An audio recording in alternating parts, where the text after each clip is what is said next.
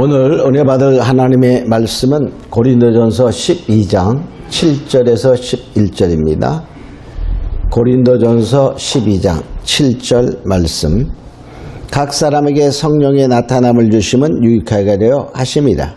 어떤 이에게는 성령으로 말미암아 지혜의 말씀을, 어떤 이에게는 같은 성령을 따라 지식의 말씀을, 다른 이에게는 같은 성령으로 믿음을, 어떤 이에게는 한 성령으로 병 고치는 은사를, 어떤 이에게는 능력 행함을, 어떤 이에게는 예언함을, 어떤 이에게는 영들 분별함을, 다른 이에게는 각종 방언 말함을, 어떤 이에게는 방언들 통역함을 주시나니 이 모든 일은 같은 한 성령이 행하사 그 뜻대로 각 사람에게 나눠 주시느니라. 아멘. 오늘 은혜 받을 말씀의 제목은 발성의 은사입니다. 우리가 계속적으로 은사를 공부하면서 이 9가지의 은사를 크게 3가지로 나누어서 계시의 은사, 권능의 은사, 발성의 은사 이렇게 나눌 수 있다 그랬어요.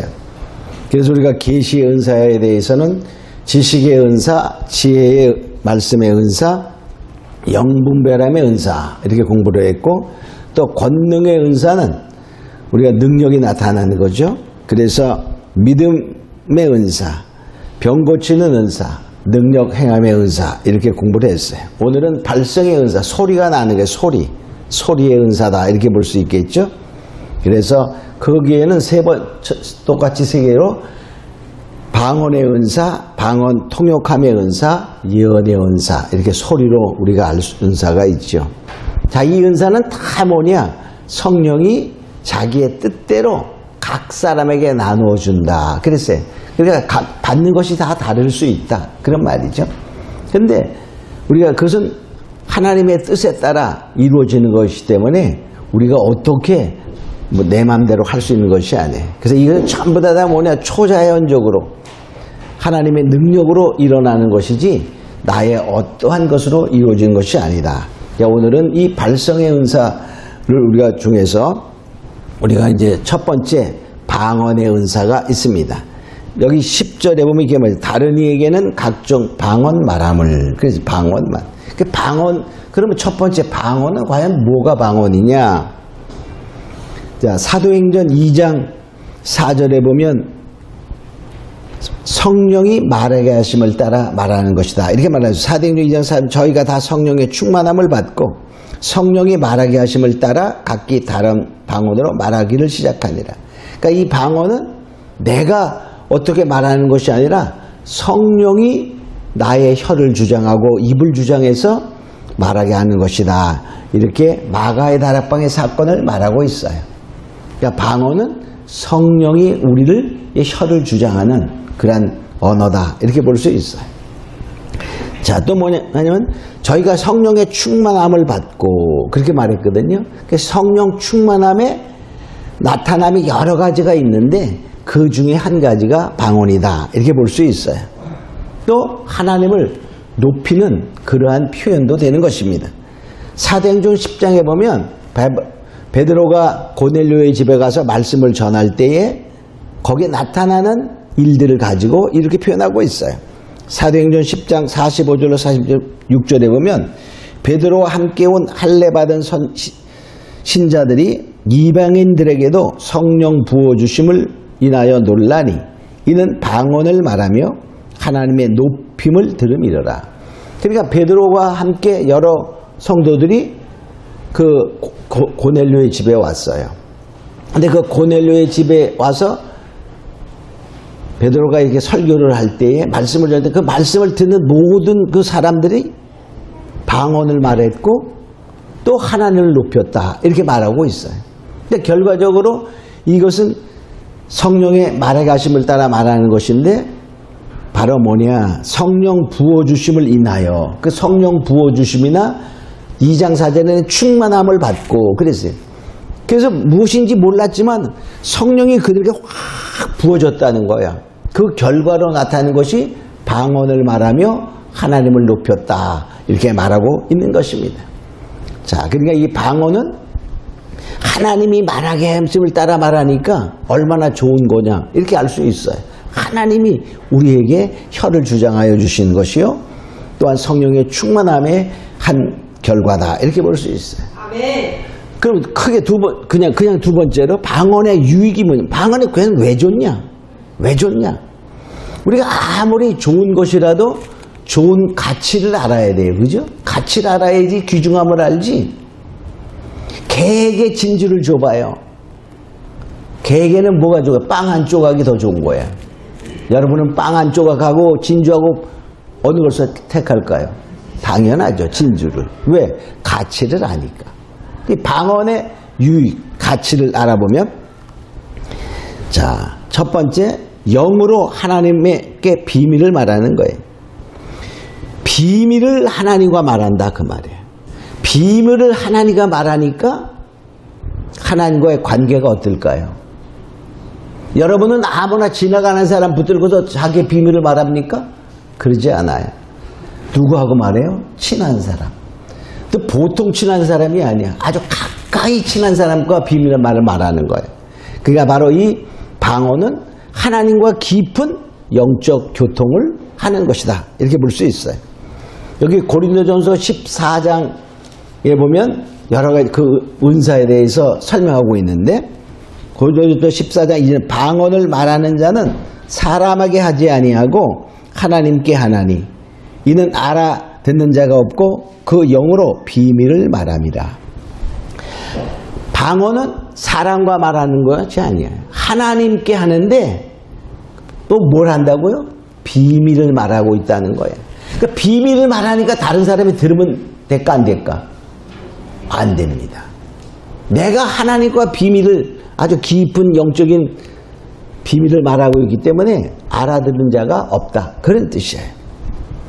자, 두 번째 방언의 유익은 자기의 덕을 세운다. 이렇게 말해요. 이 말은 뭐냐면 덕을 세운다는 말은 신앙의 기초를 튼튼히 하고, 건축으로 말하면 점점 건축을 지어져 가는 것을 말하는 거예요. 그러니까 결과적으로 자기의 신앙을 튼튼히 하고 자기의 신앙을 키워간다. 그런 뜻이에요. 고린도전서 14장 4절에 보면 방언을 말하는 자는 자기의 덕을 세우고 예언하는 자는 교회의 덕을 세우고. 그러니까 방언은 자기 자신의 신앙이 높아지는 거예요. 그러니까 다른 사람하고는 전혀 관계가 없는 거예요. 왜? 하나님과 나만의 비밀을 말하니까 다른 사람은 전혀 관계없어요. 자, 그래서 결과적으로 이 방언은 뭐냐? 나의 신앙이 계속 자라가고 있다는 거예요. 어린아이 신앙에서 점점 자라서는 청년의 신앙, 아비의 신앙까지 자라가게 한다는 거예요. 그러니까 이 방언은요, 나의 신앙을 키워가는데 굉장히 중요한 거예요. 굉장히 중요한 거예요. 그래서 이 신앙이 어느 정도 있는 사람들은 다 거의 다가 방언을 말합니다. 방언을 말한다고 꼭 신앙이 깊은 것은 아니에요. 그러나 신앙이 아주 깊은 사람들은 방언을 대체적으로 90% 이상 하는 거예요. 그러니까 방언을 말하지 못하면 신앙이 없는, 그건 아니에요. 꼭 그렇지는 않아요. 그러나 많은 사람들이 신앙의 영적인 하나님과 교통하는 자들은 거의 90% 이상이 다 방언을 한다는 것입니다. 또 이 세 번째로 방언은 나의 영이 기도하는 거예요. 나의 마음, 나의 생각 이런 것을 기도가 아니라 내 영으로 기도하는 거예요. 내 영으로. 아니 영은 느끼지도 못하는데 당연히 느끼지 못합니다. 영을 느끼는 게 아닙니다. 왜? 우리의 육과 영은 차원이 다르기 때문에. 우리의 육은 3차원이라면 영은 4차원이기 때문에 그래. 고린도전서 14장 14절에 보면 내가 방언을 기도하면 나의 영이 기도하건, 나의 영이, 방언의 기도는 나의 영의 기도다 그 말이에요. 그러나 하나의 뭐가 그냥 나의 마음은 열매를 맺지 못한다 그래. 그러니까 내가 영으로 기도하니까 내 육체를 주관하는 생각이 무슨 말을 하는지 모른다는 거야.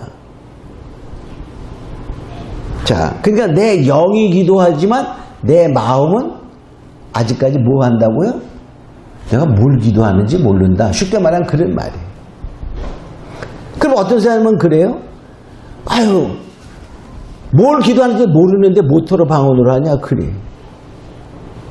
그래도 제가 비교해보니까 여러분들은 여러분들이 음식을 먹을 때 그놈이 어떻게 소화되고 어떻게 영양제로 분배돼가지고 몸에 들어가서 유익이 되는지 아시나요? 몰라요. 그럼 왜 먹니? 그런 말과 똑같아. 그 모르는 사람은 밥 먹지 말아야 돼. 그러나 우리가 모르고 먹지만 이 음식에 어떠한 영양소가 있고 어떠한 것이 있는지 모르고 먹지만 그건 우리 몸에 들어가서 다 자연적으로 우리 기관들이 흡수하고 소화해서 우리의 몸을 튼튼하게 하는 것처럼 방언은 마찬가지로 우리가 무엇을 기도하는지 모른다 할지라도 그 방언으로 기도하다 보면 내 영이 필요한 영양을 공급받아서 성장하게 된다는 것입니다. 아멘. 할렐루야. 아멘. 그렇게 좋은 것. 자, 방언의 또 유익의 네 번째는 방언은 믿지 않는 자들을 위한 표적이다. 이렇게 말해. 역시 고린도서 14장 22절에 보면 방언은 믿는 자들을 위하지 않고 믿지 아니하는 자들을 위하는 표적이냐. 예언은 믿는 자들을 위함이다. 이렇게 말하는데, 야, 믿지 아니하는 자들의 표적이다. 이게 좀 이해가 가기 어려워요. 근데 성경을 자세히 봐야 돼. 그 말을 하기 전에 14장 21절에 보면 이렇게 말해. 율법에 기록된 바 주께서 가라사대 내가 다른 방언하는 자와 다른 입술로 이 백성에게 말할지라도 저희가 오히려 듣지 아니하리라. 이 말이 뭐냐면 이스라엘 백성들이 이사야가 예언을 합니다. 근데 그 당시 너무나 이사야 선지자의 말을 다른 많은 선지자 하는 사람들, 왕을 보조하고 민족을 지도하는 그 사들이 우습게 여기는 거야. 왜?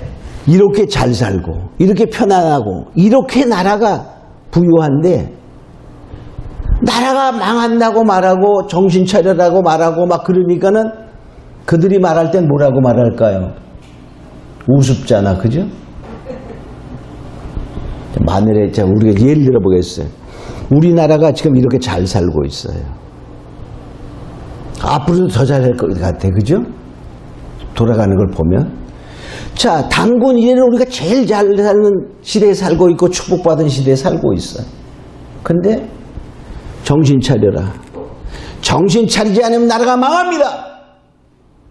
깨어 기도하세요. 이렇게 외치는 목사가 있다면 깨어있는 사람들은 그 말도 맞고 정신 차려야 돼. 근데 우리나라가 부강하고 앞으로 뭐 몇 년 후에는 제1의 국가가 되고 뭐 이렇게 말하는 사람의 소리하고 어느 소리가 좋게 들릴까요? 여러분, 어떤 소리가 좋게 들려요? 큰 교회 가면은 다 이제 우리나라는 이렇게 축복받아서 앞으로 살면 얼마나 잘 살고 세계 1위 국가 되고 막 이렇게 설교하는 소리가 더 좋아서 거기에 사람들이 많이 모여.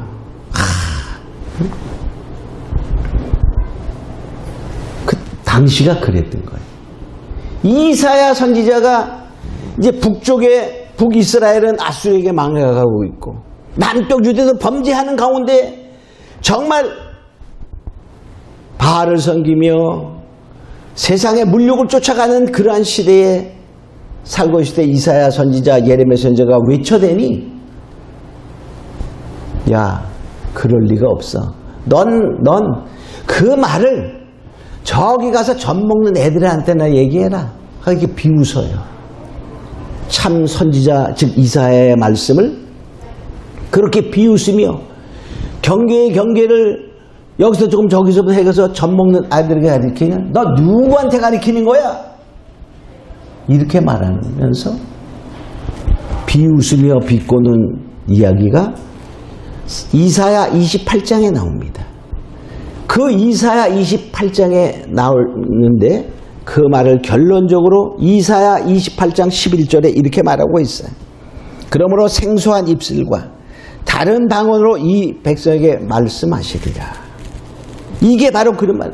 새로운 입술과 새로운 방언으로, 즉 나라가 망해서 이방인의 지배를 받으며 이방인의 그런 생소한 입술과 그 이방인의 말을 듣게 되리라. 그런 말. 그러니까 그때가 되어서 어떻게 되는 거야? 깨닫는 거. 즉 믿지 않는 자는 불신자를 말하는 것이 아니라 믿음 가운데 있다 하면서도 하나님의 경계의 말씀을 듣지 아니하고 하나님의 책망의 말씀을 듣지 아니하는 그런 자들을 향하여 이제 새로운 입술과 다른 방으로 너에게 말씀하시리라. 그런 거예요. 그럼 그때 돼서 어떻게 된 거야? 그때 돼서 이사야 선지자의 말씀이 맞았구나.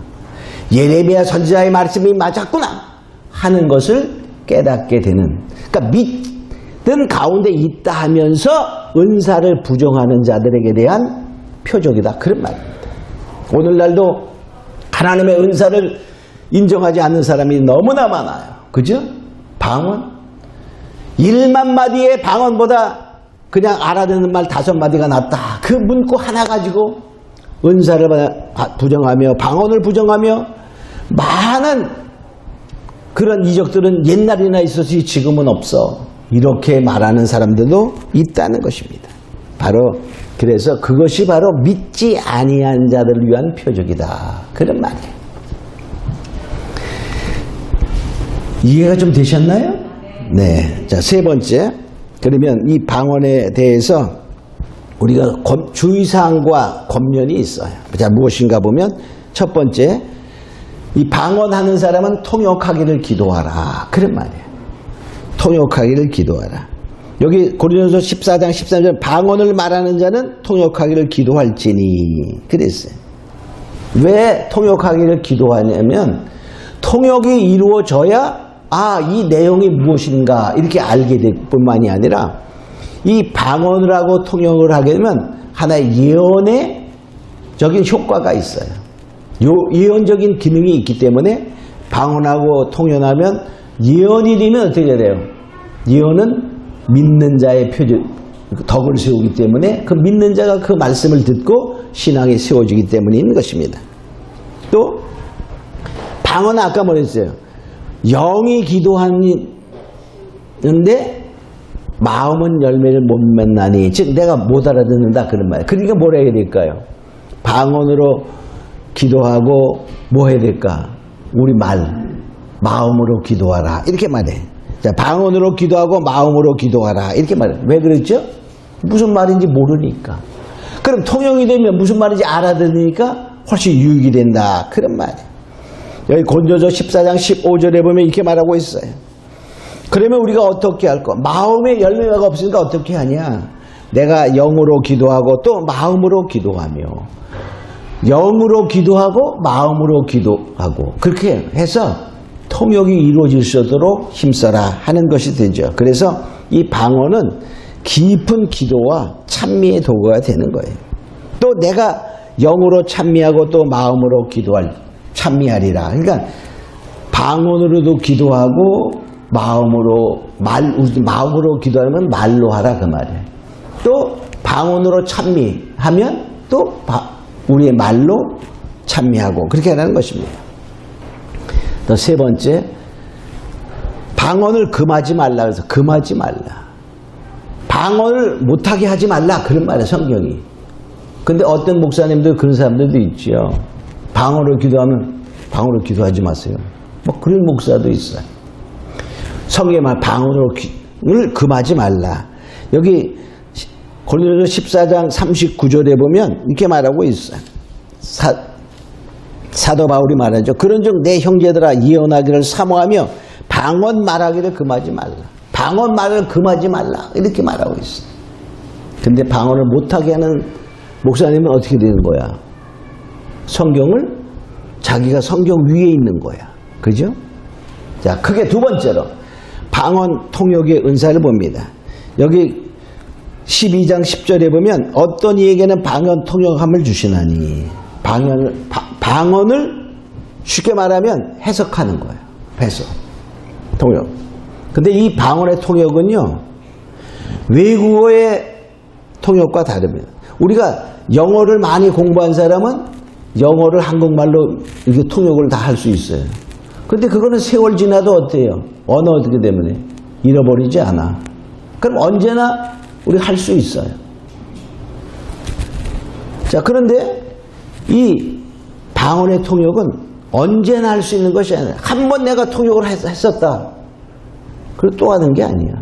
왜? 방언은 언제나 성령의 감동, 성령의 역사하는 것이기 때문에 한 번 했다고 또 되면은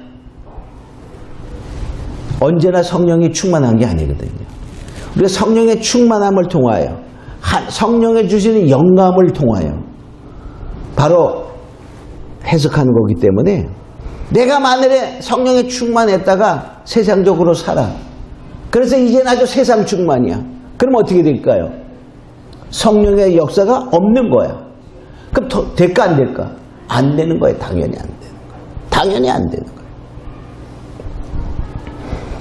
우리가 언어 조금 배웠어. 중학교 한 1학년 수준으로 배웠어. 그리고 한 20년, 30년 안 했어. 그러면 중학교 1학년 실력 그대로 있을까 없을까? 그건 안 됩니다. 마찬가지예요. 어느 정도 수준이 되어가지고서 완전히 자유롭게 외국어를 통역하는 사람들은 세월이 많이 지나도 통역이 됩니다. 그죠? 왜? 언어는 어느 정도 숙달이 되면 그 숙달된 것만큼은 안 잊어버리기 때문에. 네, 그래요. 자, 그런데 이 방언의 통역함은 성령에 의해서 이루어지는 것 때문에 성령의 충만함이 없으면 통역하면 안 됩니다. 할 수도 없어. 근데 하면은 뭐가 될까? 하면 자기의 의도적인 것이 되는 거야. 그럼 거짓이 되는 거야. 그래서 이 성령의 영감을 통해 나타나는 것이기 때문에 우리가 통역의 은사는 우리가 깊이 주의하고 또 우리의 신앙 상태, 기도 생활, 또 하나님의 영적인 교통의 그러한 깊이, 우리의 인격 이런 거에 따라 달라진다는 사실을 알고 우리가 통역을 하는데 아주 조심하고 정말 성령이 역사하지 않으면 그 잠잠히 있어야 되는 것입니다. 이제 방언에 통역할 때는 잘 성령할 없었는데 어느 때 강력하게 성령이 우리에게 감동을 줘서 해라. 그렇게 하면 그냥 통역 방언하는 걸 딱 듣는 순간에 하나님의 영감으로 그것이 해석됩니다. 자, 그런 것을 우리가 그래서 우리가 통역이 되는 거예요. 또 이 성령의 감동을 통해서 방언의 전체가 만약에 10이라 그러면 열이 다 나의 영감으로 해석되는 경우가 있고 일부분만 해석되는 경우가 있어요. 그래서 왜 방언의 통역을 누가 방언했는데 이 사람하고 저 사람하고 다르냐? 내용이 다를 수 있어요. 왜 다를 수 있죠? 근데 다를 수 있지만 연관성은 있어요. 왜? 부분적인 통역이 일어나기 때문에 그래요. 근데 그런 것 때문에 싸우면 안 됩니다. 거기에서 만약에 다르게 나왔다 그러면 그 연관성이 어디에 있나? 이걸 우리가 고찰해야 되지. 네 방언하고 내 방언하고 왜 달라? 내가 진짜인데 넌 가짜야. 이러면 안 되는 거야. 성령에게 다시 물어보아서 관계성이 있나? 이걸 봐야 됩니다. 또 이 통역함은 어떤 사람은 그래. 방언을 말하면 그 말이 한국말로 들려온다는 거야. 한국말로. 그러면 참 좋겠지. 그죠? 아주 영감으로는 줄거리가 오는 것보단 자, 또 어떤 사람은 방언을 하고 있는데 여기 글자가 써지는 거야. 한국말로. 응? 자, 그런 경우가 있다. 근데 저는 이렇게 들려오거나 우리말로 들려오거나 글자를 보지 못했어요. 그냥 영감으로 우리가 뜻이 전해지는 경우는 있는데 그 상황에 따라 다르다는 것을 그래요. 내가 기도 많이 하고 하나님과 깊어진 관계 속에 있을 때에는 그 내용이 더 깊이 알려지게 되는 것이고 그러지 않을 때에는 우리가 잘못될 때도 있다는 사실을 알아야 돼. 자, 그래서 우린 뭐냐? 이러한 것일 때 오직 성령의 감동에 잘 민감한 자가 되어야 된다는 것이죠. 자, 세 번째 예언의 은사를 봅니다. 여기 10절에 12장 10절에 보면 어떤 이에게는 예언함을 그 예언은 뭡니까? 현재의 이 상황을 잘 알게 하거나 미래의 사건, 미래의 일들을 우리가 하나님의 계시의 그 말씀을 통해서 우리가 알려지는 것이 바로 예언의 은사다. 그것을 이렇게 말하는 것이 예언의 은사죠. 그런데 우리가 예언의 은사는요, 일반적으로 일어나는 예언의 은사는 다 덕을 세운다. 그래서 덕을 세운다. 여기 보니까 자 14장 고린도서 14장 3절에 보면 예언하는 자는 사람에게 말하여 덕을 세우며 그랬어. 자, 예언의 은사는 덕을 세우는 거야. 그러니까 교회의 덕을 세운다 그랬죠. 그 말은 한 사람 한 사람의 이러한 신앙을 세워주는 거야. 자, 그러기 위해서 뭐냐? 권면하고 안위하는 것이도 이렇게 말했어요. 그러니까 예언의 은사는 이 교회의 구성 성도들을 덕을 세워, 또 신앙을 세워주고 권면하고 위로하고 하는 것이다. 이런 말이죠. 자, 대체적으로 그래요. 근데 때로는, 아주 특별한 때로는 강권적으로 책망하거나 바로 심판을 예고할 수 있어요. 하나님이 예레미야 선지자를 하나님이 부를 때 이렇게 예레미야 1장 10절에 보면 보라 내가 오늘날 너를, 즉 예레미야 너를 열방 만국 위에 세우고 너로 뽑으며 파괴하며 파멸하며 넘어뜨리며 건설하며 심게 하였느니라. 바로 이 예레미야를 하나님이 세우실 때 그랬다는 거야. 너를 특별히 내가 뽑아가지고 내가 정말 이 이스라엘 백성들을 향하여 뽑고 파괴하고 파멸하며 넘어뜨리며 바로 이러한 강한 메시지를 통하여 책망과 심판을 예고한 것을 보게 되죠. 그러니까 특별한 경우고 일반적으로는 어떻게 권면하고 세워주기 위해서 위로하기 위해서 하나님이 예언의 은사를 준다 그렇게 말해요. 근데 예언하는 사람마다 불러가지고서 막 늘 협박적으로 하는 사람도 있어요. 그렇죠? 그런 사람들은 좀 조심해야 됩니다. 자, 두 번째, 예언은 믿음의 분수대로 해야 돼.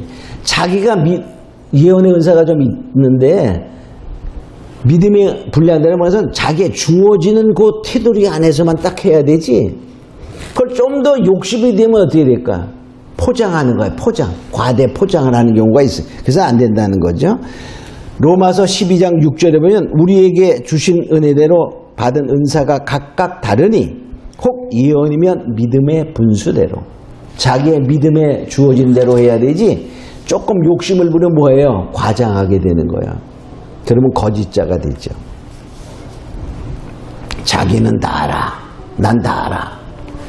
다 알기는 다 알아. 그런 사람은 99.9% 잘못될 확률이 있어요.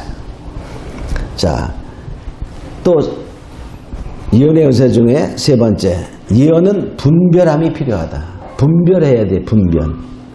이게 맞느냐 틀리냐, 하나님께로 왔느냐 자기 욕심의 생각이냐 사단으로 왔느냐.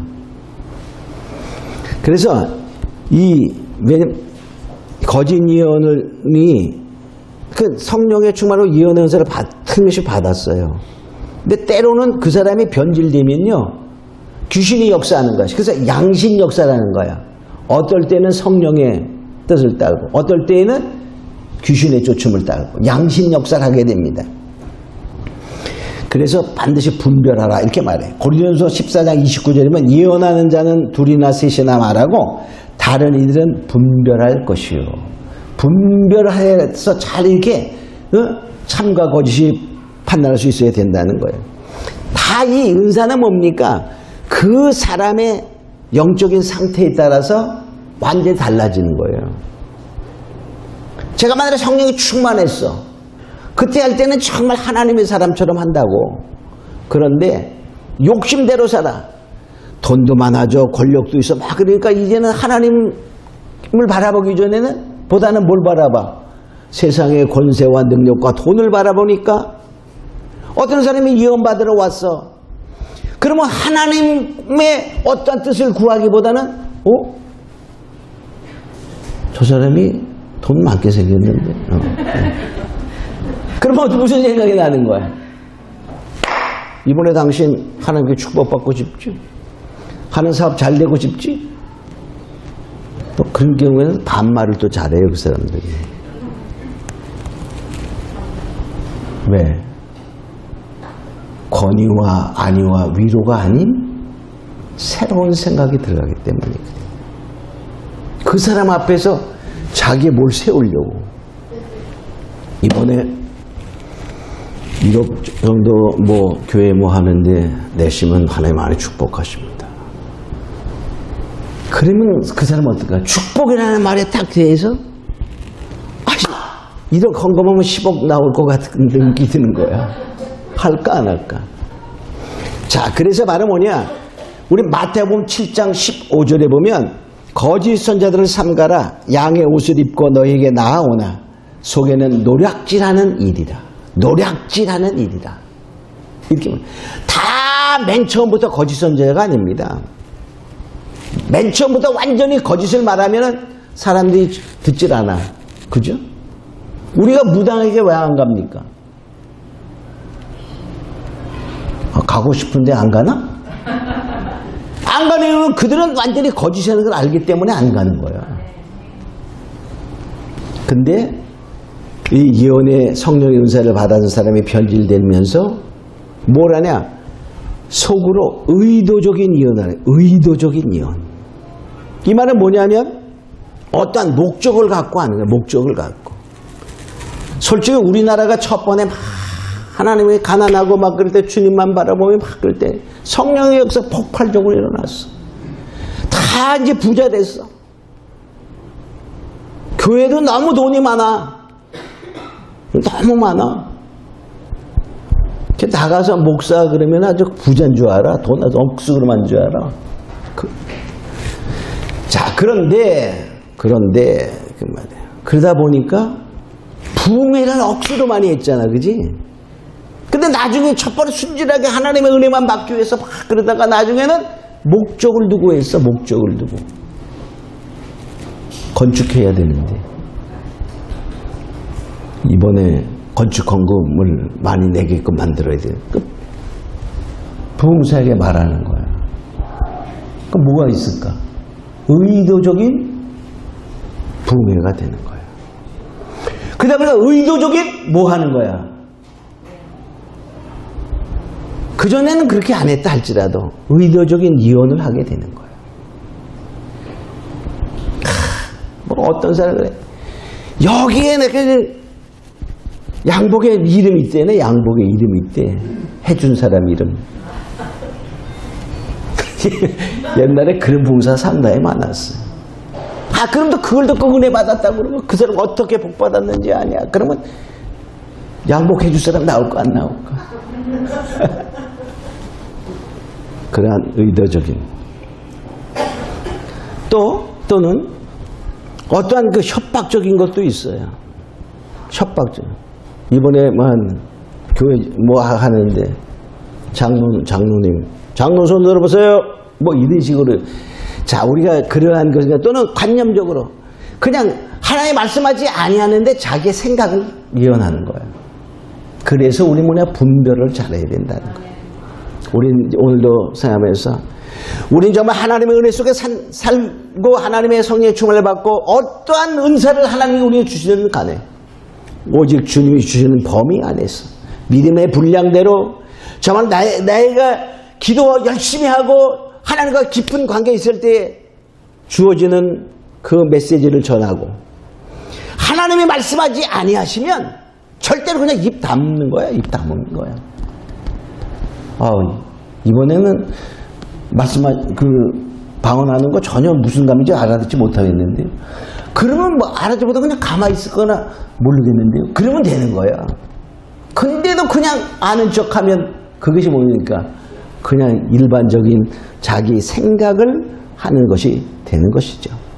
우리는 이제 하나님의 은사를 바라되 저마 우리의 영적인 깊이와 그 단계에 맞는 것을 사용할 것을 주님께 다짐하면서 하나님의 성령의 충만한 가운데 이 9가지 은사를 다 주시옵소서.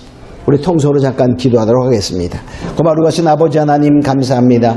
이제 우리는 정말로 믿음대로 성령의 충만함을 따라 살기를 다짐하며 하나님의 성령의 뜻을 따라 나눠주신 그 은사를 사용하기를 원합니다. 오직 정말로 주님이 주시는 영감 아래 주님의 성령의 인도함을 따라 정말로 사용하기를 다짐하며 원하오니 아버지, 우리 기도하는 모두에게 이 모든 은사를 허락하여 주셔서 정말 주님과 더 깊이 교제하며 주님을 섬기며 정말 충성하는 자가 되게 하여 주시옵소서. 감사하고 믿사하며 예수님의 이름으로 기도합니다. 아멘.